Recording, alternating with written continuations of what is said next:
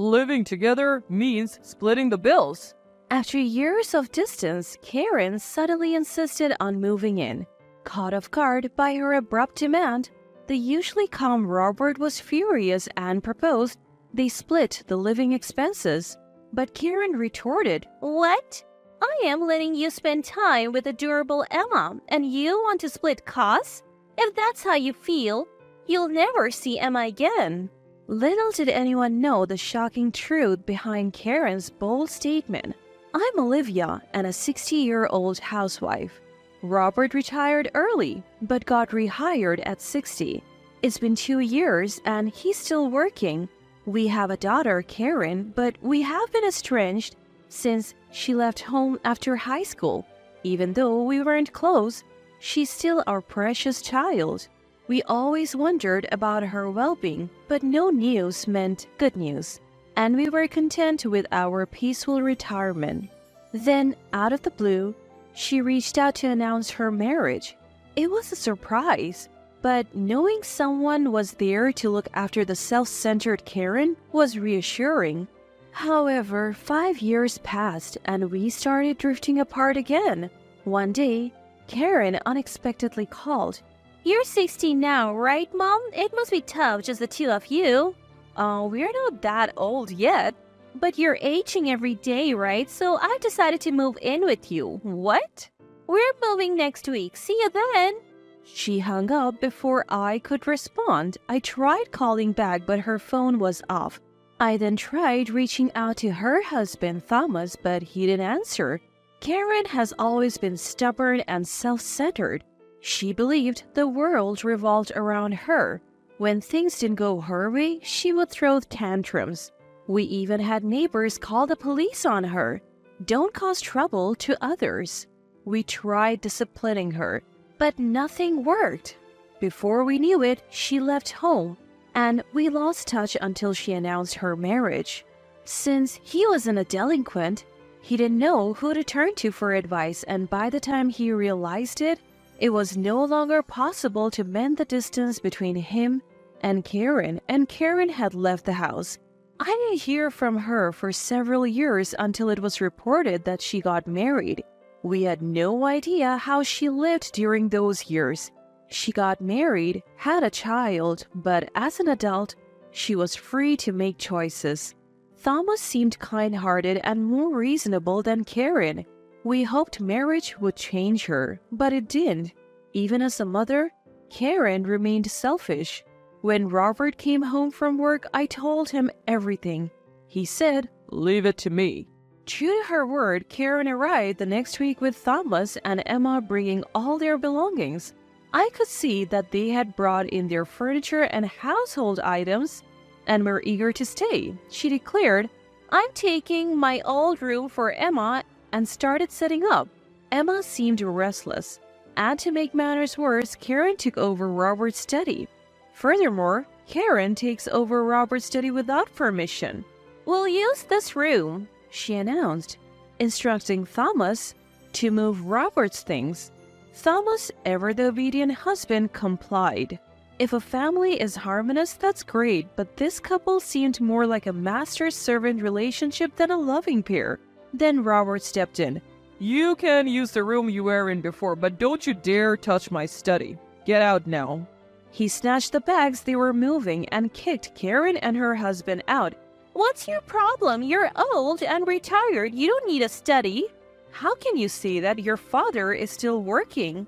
"I have to keep working to make ends meet. I can't afford to feed you two for free. You'll pay half for the room, utilities, and food. If you're even a day late, you're out." "Excuse me? We're offering to take care of you in your old age and you want us to pay? We should be charging you for our help." "I'm not so frail that I need a foolish daughter like you to take care of me. If you're unhappy, leave." "We'll get to live with adorable Emma. What's there to complain about? If you keep this up, you will never see Emma again." Emma was born 5 years ago, and we have hardly seen her since. Threatening to keep her away now doesn't mean much. So what? What? You think bringing up Emma will get you everything? That she's some precious bargaining chip? What? Robert's unexpected comeback left Karen speechless. It's not that we didn't have any affection for Emma. We wished Karen understood that since we hadn't been able to meet much before, using Emma as an example now was pointless. But Karen didn't get it. She seemed to shift her focus, accusing her own father of being a cold-hearted old man who couldn't love Emma. When asked about the real situation, Thomas said the apartment they were moving to was going to be demolished due to its age. They were told to leave immediately, and it would be a big help if they could stay at Karen's parents' house. He admitted he felt pathetic, unable to afford moving expenses or rent.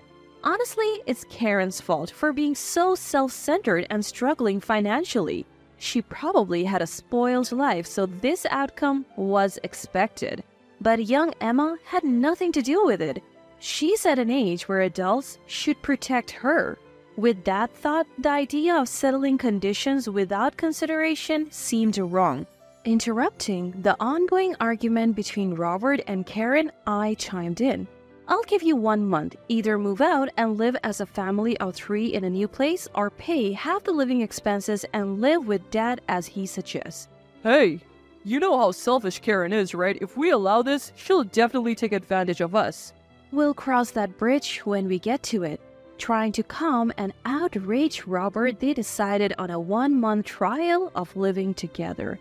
Sure, as Robert said, if we showed leniency, Karen might cling like a leech and never let go, but showing a bit of understanding towards Karen might ease things. We decided to use this month to figure out Karen's intentions. Karen was a housewife and didn't work outside. Thomas left the house at a fixed time every morning and returned at a set time. It turned out that, perhaps because Karen was a housewife, their 5-year-old grandchild had never been to a childcare center or preschool. When asked, Karen said, "It's a waste of money. Thomas doesn't earn much." But Thomas wasn't home on weekends. According to Karen, he was working a part-time night shift as a security guard. If you have time to laze around during the day, why not get a part-time job at the supermarket? I couldn't help but comment. You used to laze around at home watching Korean dramas. Why should I be the only one working? Karen snapped back. Thomas always seemed thin, but since they started living together, he seemed even thinner. Was this Karen's strategy? To show a weakening Thomas and gain sympathy? Determined not to fall for such tactics, we decided to just watch from the sidelines.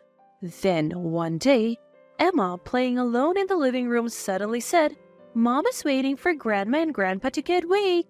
Confused, we asked, "What do you mean?" "Well, she wants them to go to a place called heaven." Karen rushed out of the room, her eyes wide in shock, and quickly she hurriedly covered Emma's mouth and carried her back into the room. From inside, voices could be heard, with Karen telling Emma not to say unnecessary things and to watch a video and stay quiet. Emma seemed distracted by the promise of her favorite video. Karen emerged from the room acting as if nothing had happened. Kids say the darnest things. She probably picked up that line from TV or something. But would a child say something so specific without hearing it regularly? I don't think it's a word that comes out unless you hear it on a daily basis. I suspect Karen has been talking about our assets and how she can get her hands on them. Whether Thomas knows about it is unclear, but she seemed to discuss it openly in front of Emma. Enough with the lame excuses. Explain yourself. Come on, Mom. Don't look so scary. It's just something a kid said. Don't take it seriously. Well, just so you know, there's no inheritance waiting for you. Karen's expression changed at those words. Her eyes filled with resentment. Just then, Thomas came home. It was the weekend and he wasn't supposed to be back because of his night shift. His unexpected return clearly startled Karen. Thomas confronted her, spilling the contents of a thick envelope.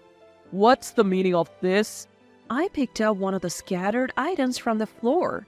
It was a photo of Karen looking intimate with another man. So while I'm working nights, you leave our child alone to go out? Thomas explained that when they left their previous apartment, he had said goodbye to the landlord. The landlord had mentioned how living with Karen's parents would be good for Emma, which puzzled him. He later found out that Emma had been left alone at very late hours. Initially, he thought it was a one-time thing, but after moving in with Karen's parents, he noticed she was often out during the day. Suspecting something, he hired a private investigator, resulting in the photos.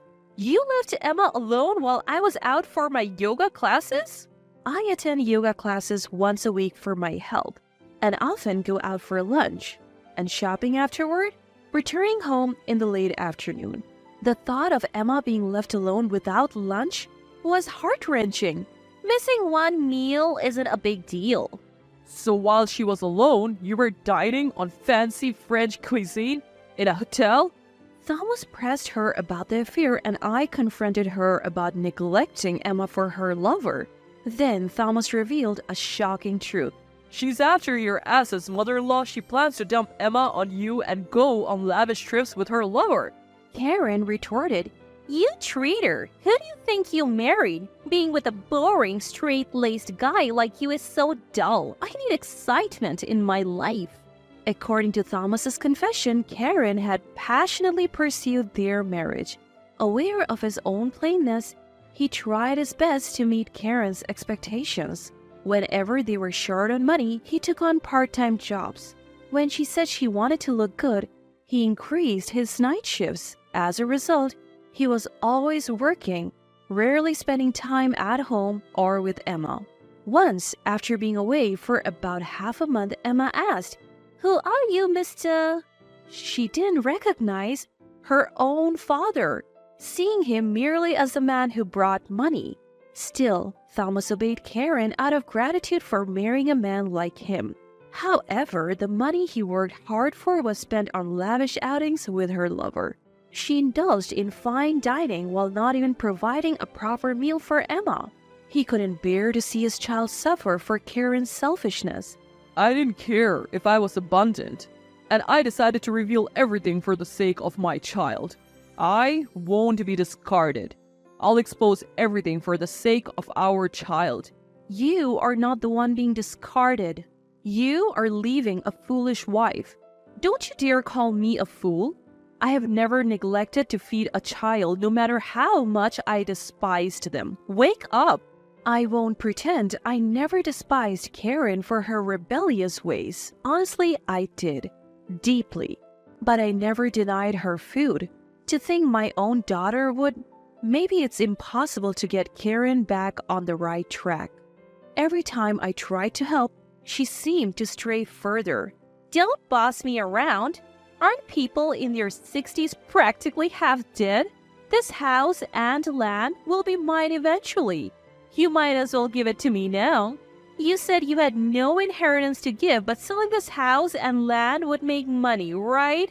Oh, it's hopeless. I realized wishing for Karen's rehabilitation was in vain. Robert, of course, heard about this and kicked Karen out with nothing. It was essentially disowning her. After being thrown out, she screamed about how all the branded items were hers and that Thomas, who had nothing going for him but being earnest, should be grateful she even used him. Thankfully, a neighbor reported her and she was taken away by the police. It turned out the branded items Karen claimed were all bought with money she made Thomas earn, which she used when meeting her lover. Thomas stood his ground, not giving in. He not only divorced Karen but also secured compensation and child support in the divorce settlement. Karen named her lover as her guarantor, but he quickly rejected her. Apparently, he coldly told her never to show her face again.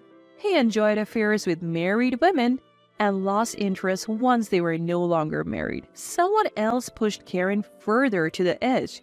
It was someone from the gambling place she frequented while splurging with her lover. Upon learning of her divorce, they demanded immediate payment of her accumulated debts. Even Karen realized she couldn't escape from these intimidating figures. It seems she's now working tirelessly just as she had made Thomas do. Her life has hit rock bottom. After the divorce, Thomas was freed from his torment and his health improved. He transformed into a diligent and clean-cut father, passionate about parenting. He focused on his main job, prioritized time with Emma, and became a well-regarded father in the neighborhood. His relationship with Emma is great, and she often says she loves her dad. We as grandparents do our best to take care for Emma, and our relationship is strong. Robert is utterly smitten with Emma. Without her mother around, we want to ensure she never feels lonely and shower her with love. After getting rid of the selfish Karen, Emma started laughing more. Every time I hear Emma's laughter, I feel reassured that cutting ties with Karen was the right choice. Now, Karen is rarely a topic of conversation between us. All I wish for as a parent is for her to repay those she wronged and live a modest life.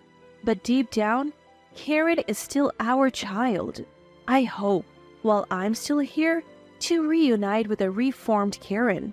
A part of me still wishes for that.